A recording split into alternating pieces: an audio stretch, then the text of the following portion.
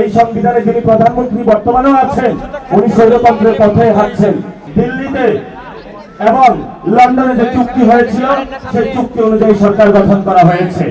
এজন্য আমরা বলবো, ময়ূর তার পেখম যদি কাকের উপরে পড়ানো হয়, কাক কি ময়ূর হয়ে যায়?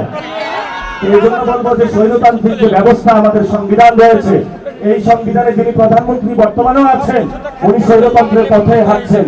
এই জন্য আমরা ওনাকে বলবো, বাংলাদেশের মানুষকে ঐক্যবদ্ধভাবে আমাদেরকে সংবিধান সংস্কার সভা যেটা আছে এটা বাস্তবায়ন করতে হবে। যদি বাস্তবায়ন আমরা না করতে পারি, তাহলে আপনারা এরকম দেখতে পারবেন শেখ হাসিনার মতনই যেইভাবে রাজত্ব চালিয়েছিল আরেক স্বৈরতান্ত্রিক রাজত্বের দিকে আমরা যাচ্ছি। কিন্তু এই স্বৈরতান্ত্রিক রাজত্বের দিকে যদি কেউ যেতে চায়, আমরা তখন দেখবো না আপনি কি বেগম জিয়ার ছেলে নাকি শহীদ জিয়া রহমানের ছেলে। লড়াইটা হবে ফ্যাসিবাদী বিরোধী লড়াইয়ের শক্তির মধ্যে। এবং আমরা স্পষ্ট ঘোষণা করছি, বাংলাদেশে আর কোনো ফ্যাসিবাদী ব্যবস্থা চাই না। এটা লাস্ট কথা যেটা বলবো, বিচার সেটাতে নাকি 1 কোটি টাকার ঘুষ পাওয়া গিয়েছে। আবার যার নামে অভিযোগ এসেছে সেও নাকি বিএনপির একটি দাপ্তরিক দায়িত্বে আছে। তো বিচার প্রক্রিয়া যদি এই অবস্থা হয়, তাহলে আবু সাঈদ, মুগ্ধ, শহীদ ওয়াসিম তারা যে জীবন দিয়েছিল, তারা তো সেই জীবনের বিচারও তারা পাচ্ছে না। এই বাংলাদেশ আমরা দেখতে চাই না। নতুন করে কথা এসেছে যে শেখ হাসিনা নাকি ভুল বুঝানো হইতো, তাকে কারা উপদেশ দিত।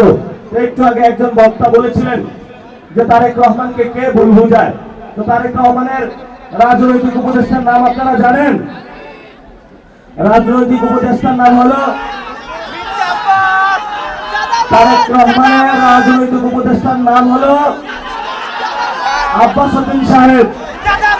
এবং এই আব্বাস উদ্দিন সাহেবের রাজনৈতিক উপদেষ্টাকে জানেন? আফরুজা আব্বাস সাহেব, যিনি সুন্দরবন কেন্দ্র দখল করেছিলেন, ভোট ডাকাতি করেছিলেন।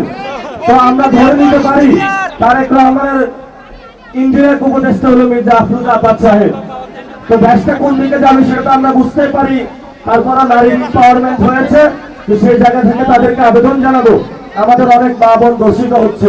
আল্লাহর রাস্তায় আপনাদের কাছে মাপ চাই, যেই মায়েদের থেকে আমাদের জন্ম, আপনারা একজন সন্তান আছে, আল্লাহর রাস্তায় যেই কোনো ভাবে হোক বাংলাদেশে এই যে স্বরাষ্ট্রমন্ত্রী আছেন, অটোরিকশা নিয়ে ব্যস্ত আছেন, এই যে বিভিন্ন কাজে ব্যস্ত আছেন, এগুলো বাদ দিয়ে আগে দর্শনটা ফেলান।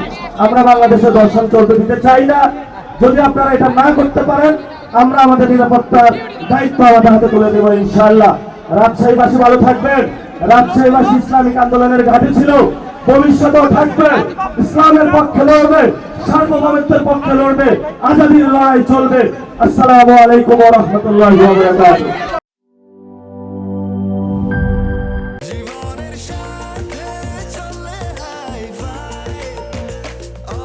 স্বাস্থ্যকর অল টাইম, সব সময় অল টাইম হেলদি লাইফ।